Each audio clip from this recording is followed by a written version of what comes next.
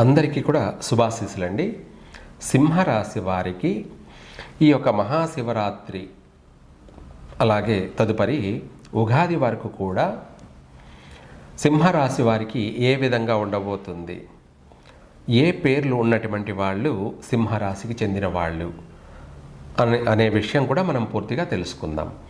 అలాగే మనకు మఖా నక్షత్రం మా, మీ, ము, మే అక్షరం మీద పేరున్నటువంటి వాళ్ళు మఖా నక్షత్ర జాతకులు. అలాగే సింహరాశి ఈ యొక్క నక్షత్రం పుట్టుకతోనే నక్షత్ర దోషమైనది, గండాంతర దోషమైనది కూడాను. నక్షత్రాధిపతి కేతువు కాబట్టి వీళ్ళ జీవితం అంతా కూడా పరీక్షా జీవితంగా ఉంటుంది. అభివృద్ధి విషయంలో కావచ్చు, ఆరోగ్య విషయంలో కావచ్చు, సంసార జీవన విధానంలో కావచ్చు, తెలివితేటలు చాకచక్యత అన్నీ ఉన్నా కూడా కానీ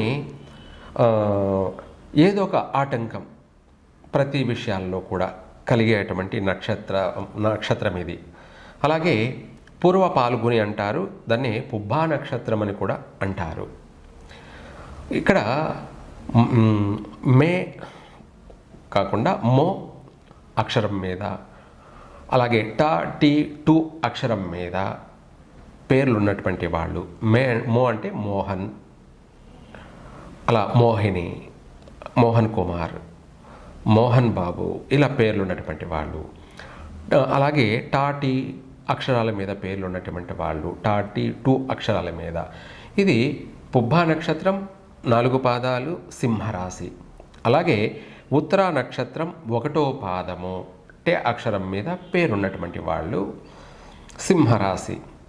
అయితే ఈ యొక్క సింహరాశి వాళ్ళకి ఈ మాసంలో ఈ రాశికి లగ్నంలో కేతువు, అలాగే 7వ ఇంట కుజుడు, సూర్యుడు, ఇంకా మిగతా గ్రహాలు 4 గ్రహాలు ఉండడం, ఈ యొక్క ప్రభావం వల్ల ఈ యొక్క మార్చి నెలంతా కూడా ప్రతి విషయాలలోనూ చాలా జాగ్రత్తగా వ్యవహరించాలి.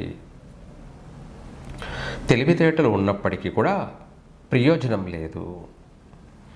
అలాగే గ్రహణం పట్టి వదిలేస్తే ప్రపంచానికంతా కూడా ఎలా నెగటివ్ షాడో అంటామో, అమావాస్య అనేది ప్రపంచానికి అంతా కూడా చీకటిగా ఎలా ఉంటుందో ఆ విధంగా ఈ సింహరాశి వాళ్ళకి ఈ మాసంలో ప్రతిదీ ప్రతిబంధకంగా ఉంటుంది. ప్రతి విషయాలలో చిన్న సమస్య కూడా చాలా పెద్ద సమస్యగా మారే అవకాశం ఉంది. అందువల్ల ఈ సింహరాశి వాళ్ళు చాలా భక్తి శ్రద్ధలతో మాత్రమే ప్రయత్నం చేయాలి. భక్తిపూర్వకంగా మాత్రమే ఈ రాబోయేటువంటి 10,000 సమస్యల నుంచైనా కూడా బయటపడాలి. అంటే భక్తి మార్గమే శాశ్వతమైనటువంటి జీవన మార్గము, జీవన విధానము. ఇది శాశ్వతమైనది.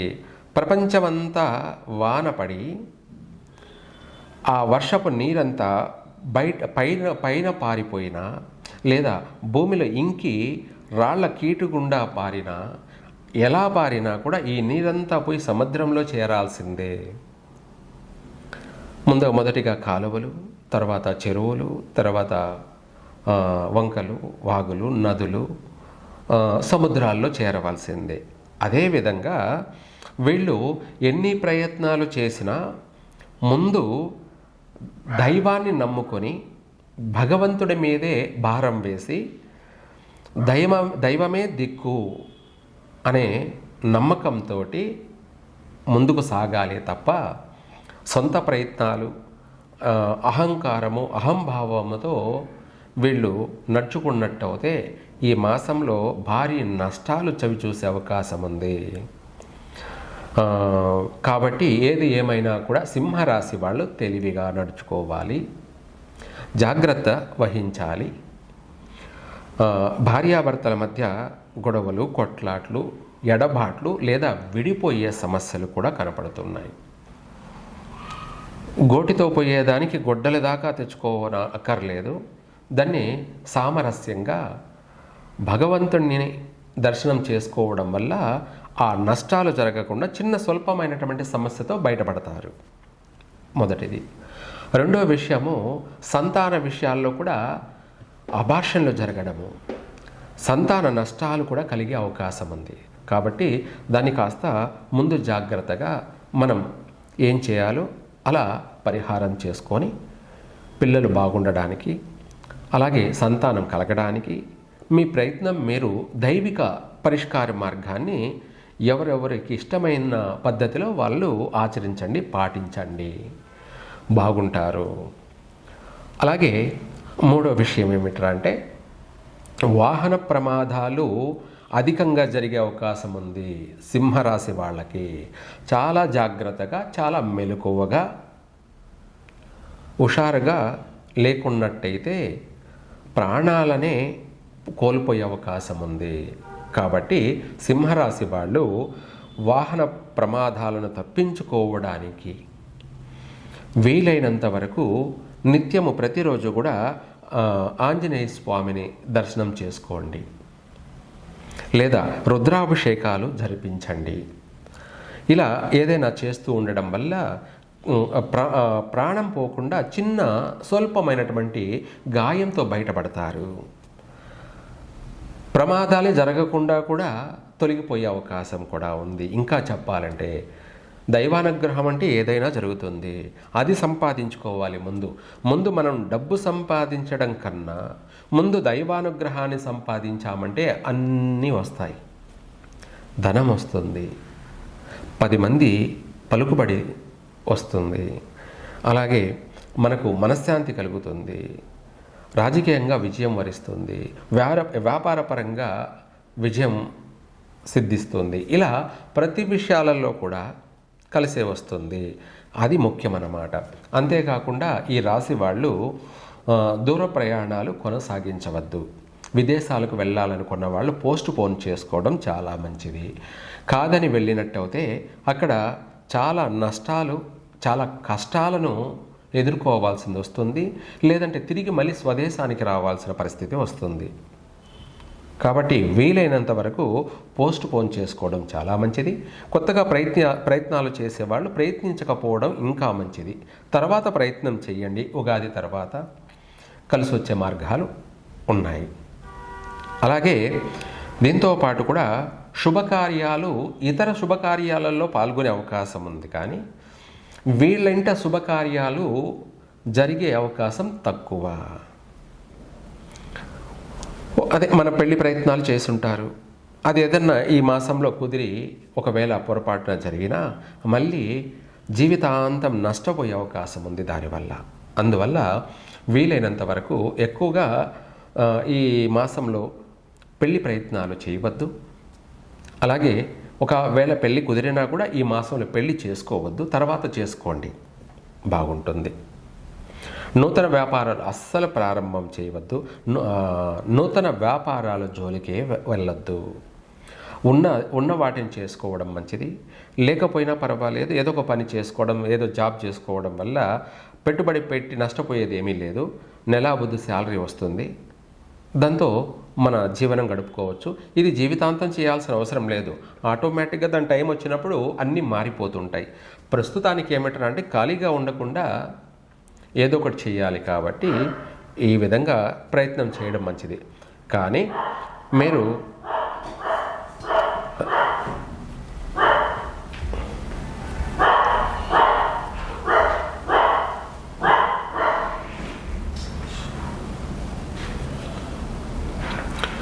అధికంగా పెట్టుబడులు పెట్టి నష్టపోవడం కన్నా మన దగ్గర ఉన్నదాన్ని అలాగే ఉంచుకుంటే ఏ నష్టమూ ఉండదు. అలాగే ఈ విషయాలే కాకుండా అన్నదమ్ముల మధ్య గొడవలు, అలాగే కొట్లాటలు తలెత్తే అవకాశం ఉంది. కాబట్టి తొందరపాటు నిర్ణయాలు పనికిరావు, తొందరపాటు మాటలు పనికిరావు. ఏదైనా సరే వెనక ముందు ఆలోచించి చిన్న పెద్దలతో కూడా మాట మంతి జరిపి, లేదంటే గురువు సలహా తీసుకొని ఏదైనా సరే ముందుకు అడుగు వేయడం చాలా మంచిది. విద్యార్థులకు కూడా గడ్డు కాలము అన్నట్టుగా ఉంది. పాస్ అవుతారా ఫెయిల్ అవుతారా అంటే సందిగ్ధంలో ఉన్నారు. బాగా చదివాడండి మావాడు, బాగా చక్కగా తెల్లవారుజామున లేచి చదివాడు అనంటే చదవడం కాదు, చదివిందంతా కూడా మర్చిపోయే అవకాశాలు కూడా అధికంగా కనపడుతున్నాయి. అంటే ఇతరత్ర విషయాలు కాస్త మనసుని డిస్టర్బ్ చేయడం, చదివింది మర్చిపోవడం, ఇతర ఆలోచనలు గుర్తుకు రావడం అధికమైపోవడం వల్ల ఆ చదివింది రాయలేకపోవడం, ఇటువంటి సమస్యలు ఎదురయ్యే అవకాశం ఉంది. కాబట్టి ఆ విషయంలో కూడా పిల్లలు ప్రతిరోజు ప్రతినిత్యం దైవ దర్శనం చేసుకొని చదువుకోండి, ఎగ్జామ్ రాయండి. తప్పకుండా ఫస్ట్ క్లాస్లో కాకపోయినా సెకండ్ క్లాస్లో అన్నా తప్పకుండా పాస్ అవుతారు. ఇది సింహరాశి వాళ్ళ యొక్క ఈ యొక్క మాసంలో అనేక విషయాలలో ఒడిదుడుకులు అనేది అధికంగా ఉన్నాయి. సమస్యలు, కష్టాలు, నష్టాలు అనేది కూడా అధికంగా ఉన్నాయి. ఒక మాటలో చెప్పాలంటే అష్ట కష్టాల అన్నట్టుగా కూడా ఉంది. మనము మంచి చేద్దాము, మంచి చేయకపోతే చెడు ఎదురైంది అన్నట్టుగా మనం ఎదుటి వాళ్ళకి ఏదైనా మంచి సలహా ఇద్దాము, వాళ్ళకు మంచి చేద్దాము అనుకుంటే అవతల వాళ్ళు మనల్ని నెగిటివ్గా తీసుకోవడం, మనల్ని అనుమానించడం, లేదంటే అంతకంటే కూడా ఎక్కువ అవమానించడం కూడా జరిగే అవకాశం ఉంది. అవమానాల పాలు, నిందల పాలయ్యే అవకాశం కూడా అధికంగా ఉంది. ఇదే కాకుండా మనం అయ్యో పాపమని ఎదుటి వాళ్ళకి పెట్టామనుకోండి, వాళ్ళే తిరిగి మన పైన దాడి చేసే అవకాశము ఉంది. అంటే ఈ సింహరాశి వాళ్ళు ఒకరికి పెట్టకపోవడం మంచిది ఈ మాసంలో, ఒకరి దగ్గర నుంచి ఆశించకపోవడం కూడా మంచిదే. ఎందుకంటే పరిస్థితులు మనం పెట్టి మళ్ళీ నష్టపోయే అవకాశాలు అధికంగా ఉన్నాయి. కాబట్టి అందుకనేసి పెట్టడం కన్నా ఉన్నదాన్ని కాపాడుకోవడం చాలా మంచిది. ఇది ఈ సింహరాశి వాళ్ళకి మీరందరూ కూడా ఆచరించాల్సింది, పాటించాల్సింది ముఖ్యమైన విషయాలు. ప్రతి విషయాల్లో కూడా ఏది చేయాలో ఏది చేయకూడదో అందరికీ తెలిసినా కూడా ఒక్కొక్కసారి మర్చిపోతూ ఉంటారు. అందుకు దాన్ని మళ్ళీ గుర్తు చేయాలి. ఆంజనేయుని శక్తి ఆంజనేయునికి తెలియదంట. ఎందుకంటే శాపగ్రస్తుడై ఉన్నాడు, అతనికి ఏది గుర్తు లేదన్నమాట. మళ్ళీ ఆయన శక్తి ఏమిటో ఆయనకు గుర్తు చేస్తే అప్పుడు ఆయన ప్రపంచంలోనే విజృంభించేశాడనమాట. అంటే అంత శక్తిపరుడు అనమాట. ఆయన శక్తి ఆయనకు తిరిగి పొందడానికి కూడా మళ్ళీ నాబోటి వాళ్ళు గుర్తు చేస్తేనే ఆ శక్తి తిరిగి వచ్చింది అన్నట్టుగా ఈ రాశి వాళ్ళకి అందరికీ తెలియకేం కాదు, తెలిసిన వాళ్ళే, కానీ మాయ కప్పేస్తూ ఉంటుందన్నమాట. ఆ మాయ అనే అజ్ఞానాన్ని, ఆ పొరపొచ్చలను తుడిపేయడమే నా కర్తవ్యం, నా బాధ్యత. ప్రతి విషయాల్లో కూడా జాగ్రత్తగా నడుచుకోండి, మంచిగా ఉండడానికి ప్రయత్నం చేయండి, బాగుపడడానికి మీరు చేయవలసిన ప్రయత్నం మీరు చేయండి. దానికి తోడు మీరు ఇంకా బాగుండడానికి నేను చెప్పిన ఈ మంత్రాన్ని పఠించండి. తప్పకుండా మీకు సర్వ విధాల సర్వావస్థల యందు విజయం వరిస్తుంది. ప్రతి విషయంలోనూ, ప్రతి ఇంట, ప్రతి కుటుంబంలోనూ ఈ మంత్రాన్ని పఠించడం చాలా విశేషమైనటువంటి ఆర్థికపరమైన విషయాల్లో కావచ్చు, ఇంకా మనకు శత్రువు విషయాల్లో కావచ్చు, ఆర్థికపరంగా కలిసి రావడం, నష్టం జరగకుండా, అలాగే శత్రువుల వల్ల మనకు ఎటువంటి నష్టం లేకుండా వాళ్ళ నుంచి మనము బయటపడడం, అలాగే రాబోయే ప్రమాదాలు, ఉపద్రవాల నుంచి కూడా మనము బయటపడడానికి ఈ మంత్రం అన్ని విధాలా కూడా ఉపయోగపడుతుంది. కాబట్టి ఈ మంత్రాన్ని విశేషంగా పఠించండి. ఓం ఐం క్లాం హ్రాం హ్రీం హ్రూం సహా వం ఆపదదుర్ణాయ అజామల బద్ధాయ లోకేశ్వరాయ స్వర్ణాకర్షణ భైరవాయ మమ దారిద్ర విద్వేషణాయ ఓం శ్రీం మహాభైరవాయ నమః. ఈ మంత్రాన్ని మీకు ఎందుకు వివరంగా స్లోగా చెప్తున్నానంటే, మాకు మంత్రం అర్థం కావడం లేదు అని కొంతమంది ఫోన్లు చేసి అడుగుతున్నారు కాబట్టి అందుకని ఈ మంత్రాన్ని మీకు వివరంగా చెప్తున్నాను. మళ్ళీ ఒకసారి ఈ మంత్రాన్ని తెలియచేస్తాను, తెలుసుకోండి. ఓం ఐం క్లాం హ్రాం హ్రీం హ్రూం సహ వం ఆపద ధురణాయ అజామలబద్ధాయ లోకేశ్వరాయ స్వర్ణాకర్షణ భైరవాయ మమ దారిద్ర విద్వేషణాయ ఓం శ్రీం మహాభైరవాయ నమః. అష్టదరిద్రాలను పూర్తిగా మనకు పట్టి పీడిస్తున్నటువంటి దరిద్రాన్నంతా కూడా పారద్రోలుతూ ఆ దరిద్రాన్ని నాశనం చేస్తూ మనకు స్వర్ణాకర్షణ భైరవాయ అంటే స్వర్ణం అంటే బంగారం మనల్ని ఆకర్షించాలని, బంగారమే మనల్ని ఆకర్షించాలని, మనం బంగారాన్ని ఆకర్షించడం కాదు, బంగారమే మనల్ని ఆకర్షించాలని. అంటే దీని అర్థం ఏమిటంటే నిధులు నిక్షేపాలు కూడా మనల్ని వరించాలని ఒక మంత్ర అర్థం.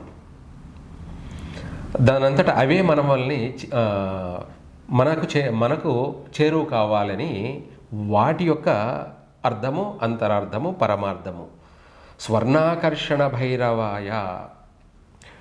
అలాగే దారిద్ర, ఈ యొక్క ఎప్పుడు ఎన్ని రోజులు ఎన్నేళ్ళు ఈ దరిద్రంతో బాధపడడం కన్నా దీని నుంచి బయటపడడానికి ఈ మంత్రం సర్వ విధాల కూడా మీకు ఉపయోగపడుతుంది. జీవితం అనేది, తలరాత అనేది ఫ్రెష్ అవుతుంది. ఇప్పుడు మనకు శరీరం అంతా చెమట, మురికి, జిడ్డు, వాసన వస్తుంటుంది, దుర్వాసన. స్నానం చేస్తే పూర్తిగా శరీరం అంతా శుభ్రమవుతుంది, మంచి వాసన వస్తుంది. అట్లాగే మనకు శరీరం వాసన వస్తుందని స్నానం చేశాం కాబట్టి శుభ్రమయ్యాం.